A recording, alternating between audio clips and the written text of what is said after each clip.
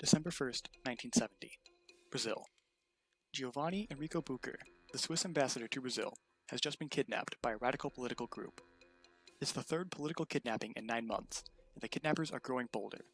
The first kidnapping in March was resolved with the exchange of 5 political prisoners. This time, the kidnappers have demanded 70. The government continues to grow weaker, and in its wake, crime has taken over. Over the following decades, crime would only grow in Brazil, especially in less developed areas, leaving the Brazilian public unprotected by their government, a people defined by daily struggle. This history of struggle was finally given international attention in 2002 with the release of the film City of God. This film, directed by Fernando Meirelles and Katia Lund, and based on the 1997 novel of the same name, depicts the growth of organized crime in a Brazilian favela, and how that development shaped the lives of 2 boys named Rocket and Lil Zay. The film follows a recent cinematic trend known as transnationalism, a movement best described as involving the creation and distribution of film by combining resources, cultures, and ideas that transcend national borders.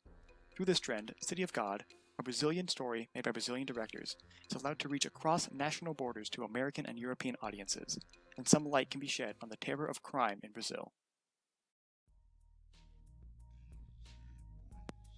As a portrayal of struggle, City of God's greatest strength comes from its representation of real people. Nearly every actor in the film grew up in a Brazilian favela and had very little acting experience, allowing the performances to feel all the more real. The characters themselves are not heroes or villains, but simply portrayals of realistic people trying to make the best out of a terrible situation. This is shown best through the film's 2 main characters, Rocket and Lil Zay. Rocket's solution to his problems comes in the form of photography and finding an escape from his harsh reality, while Lil Zay's solution is to establish a crime empire in order to gain power within the favela. And even though both men's solutions are incredibly different, both men's actions seem in tune with their respective characters. Nothing feels incredibly unrealistic. Due to differences in their solutions, it's easy for the audience to label Rocket as the clear hero and Lil Zay as the villain. But the film seems to suggest something a bit more than that.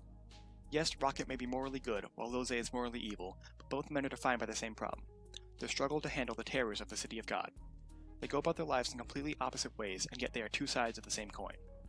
Rocket and Lil Zay represent opposing sides of the moral spectrum. While other characters fall at various spots along this scale, the film focuses on the best and worst characters, exemplars of humanity's capacity for good and for bad in the midst of horrifying conditions.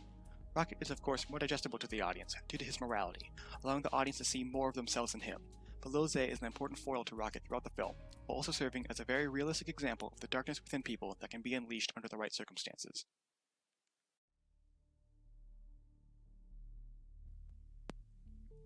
Rocket and Lil Zay both embody struggle, and both face incredibly similar progressions in their development, just in opposite directions. The pursuit of both good and evil provide people with a certain power. The film's focus revolves around Rocket and Lil Zay attempting to work their way upward, and combating their own struggles through pursuing opposing ends of the moral spectrum. Both characters start in the same place: young boys in the 1960s, loosely connected to gangs in the favela. Both characters are safe, but young and impressionable, and events throughout their childhood will push each boy in wildly different directions. Throughout the first half of the film, it seems as though Rocket and Lil Zay have laid their foundations for who they are as people, as Rocket has lived a kind and morally pure life to this point, whereas Lil Zay has begun establishing himself as the city's premier gangster through a life of violence and crime. However, neither man finds himself able to fully commit to these lifestyles yet. Rocket briefly considers a life of crime, attempting to rob various passersby in order to make some money after being fired from his job at the supermarket. Meanwhile, Lil Zay's best friend and partner in crime, Benny, helps prevent Lil Zay from engaging in needless bloodshed, showing Lil Zay that there might be more to life than violence and drugs. In this pivotal moment, both men question their own struggles and wonder if they'd be better off fighting against the horrors of the favela in a different way. However, Benny's sudden death ends both men's moments of reflection. Benny, Lil Zay's right-hand man, as well as a good friend of Rocket's, lives a morally grey life, often talking his friends down from their moral extremes. But once Benny is killed, both men lose any reason to switch their moral life paths, creating a point of no return for both Rocket and Lil Zay. For Rocket, the terror surrounding Benny's death scares him completely straight, forcing any thoughts of crime out of Rocket's head and further committing him to a life on the straight and narrow. Inversely, Benny's death strips Lil Zay of the only friend he has, as well as the only person keeping him grounded, allowing Lil Zay to commit himself further to the drug trade and the elimination of his rivals. At this point, Rocket becomes defined as an unmistakably virtuous person, while Lil Zay becomes irredeemably evil.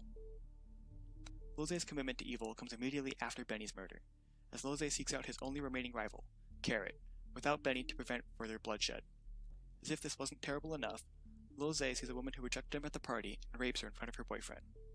With this action, Lose shakes off any possibility of changing for the better, allowing the wave of evil to wash over him. Meanwhile, Rocket has committed himself to photography and steers clear of crime whenever possible. This allows Rocket to create bonds within the local newspaper, connecting specifically with the newspaper's editor, Marina, giving Rocket further reason to stay ethical.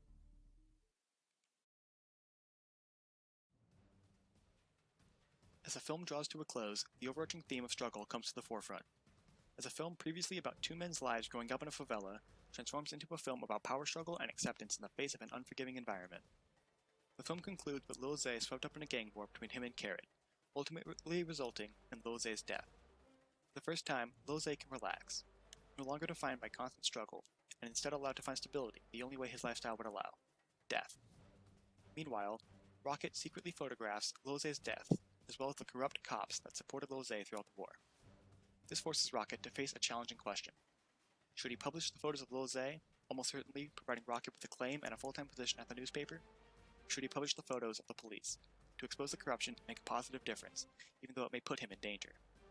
Despite Rocket being defined as a moral character to this point, Rocket chooses the selfish choice of publishing the photos of Lil Zay rather than exposing the police corruption.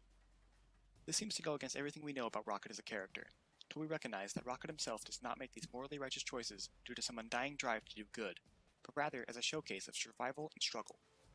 Rocket is not the hero of the favela, as he only lived a morally pure life up to this point because it provided the best pathway towards his goals and towards a place where he could feel safe. Once given the opportunity to realize his dreams and find some stability in life, Rocket pounces on the opportunity. Morality be damned. At this point, both Rocket and Lil Zay have plateaued. Both men completely stagnant in the war between good and evil. Both men no longer struggling to define themselves or to gain power. The only difference Rocket's morality creates is Rocket's ability to choose.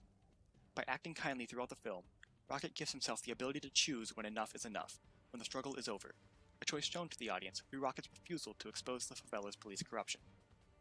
In this moment, Rocket decides he struggled enough, and simply wants to reap the benefits of the life he's lived. On the other hand, Lil Zay's path offers no choice, as the path of evil leads downwards until Lil Zay reaches the only point his path can lead to: rock bottom.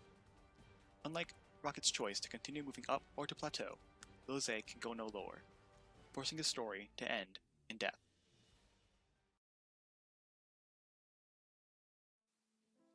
If you run, the beast will get you. If you stay, the beast will eat you. This tagline to City of God speaks to the theme of struggle present throughout the movie. The beast here represents the widespread terror and evil of the favela, an idea that envelops everyone eventually.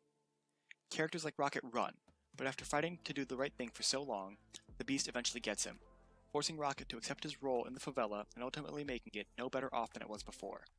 Whereas characters like Lil Zay stay, trying to build up power within the favela through violence and crime until the beast eats him whole, killing Lil Zay in the process. Both characters end their struggles surrounded by the beast, both integral parts of the favela, yet both unwilling to push hard enough to create any lasting change. This lack of change is indicative of the film City of God itself, as many felt as though the film brought light to the crisis in Brazil, but never did anything to make a lasting change. Through its criticism, it's easy to view the film as analogous to Lil Zay, an evil film that makes no effort to change the issues it dwells on because it sits at ideological rock bottom, a rock bottom that allows the exploitation of an underprivileged group of people in exchange for Hollywood spectacle. But perhaps City of God is not so much akin to Lil Zay as it is to Rocket. Perhaps the film is not evil or uncaring, but rather stops struggling against the issues it represents because it has fulfilled its purpose. Just as Rocket chose to end his struggle once he achieved his dream, City of God only looks to bring the issues of Brazilian favelas into the public eye, and once that goal is achieved, the film stops its struggle all the same. The struggle from that point on falls not on the film, but on the shoulders of the audience. By ending its own struggle, the film forces the audience to consider how much they truly care about the issue, asking the audience an important question. In the struggle against crime in Brazilian favelas, do you choose to be a part of the climb or the stagnation? Because there's nowhere else to be.